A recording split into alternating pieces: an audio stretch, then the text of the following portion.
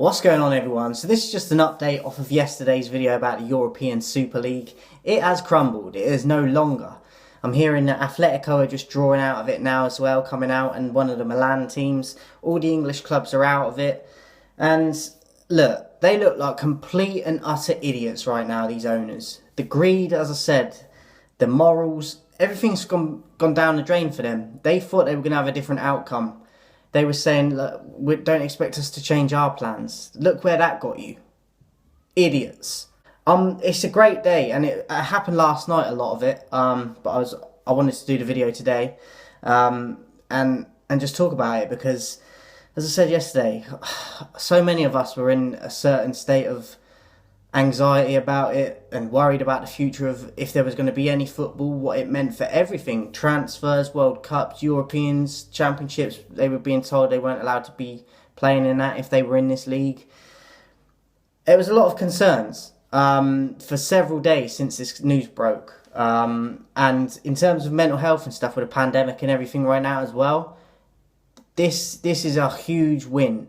And it makes you think, with the quick turnaround of this crumbling, and Chelsea and Man City the first two to come out, I believe. I'm not sure which way round it was. I'm hearing Chelsea were out first, but then yesterday when it first broke, I heard Man City were the first out. So regardless of who it was out of them two, fair play to both of them because they set the example. As a United fan, we know that the Glazers were one of the forerunners with Perez that got this up and running, this league. So,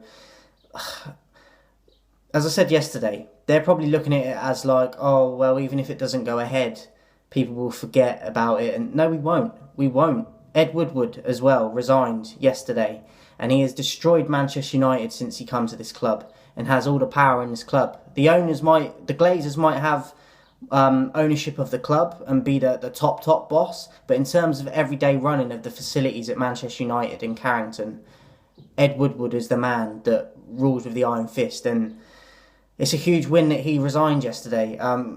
Since he's been at the club, it's just gone even more downhill.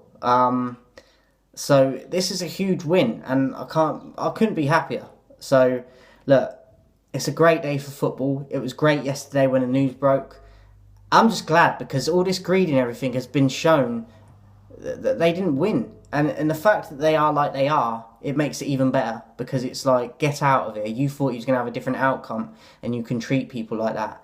Like, they looked at the fans and stuff like they're peasants. Like, we're trying to save the fans. We didn't even ask for your help. Get out of here. So, rub it in their faces. Like, they deserve it.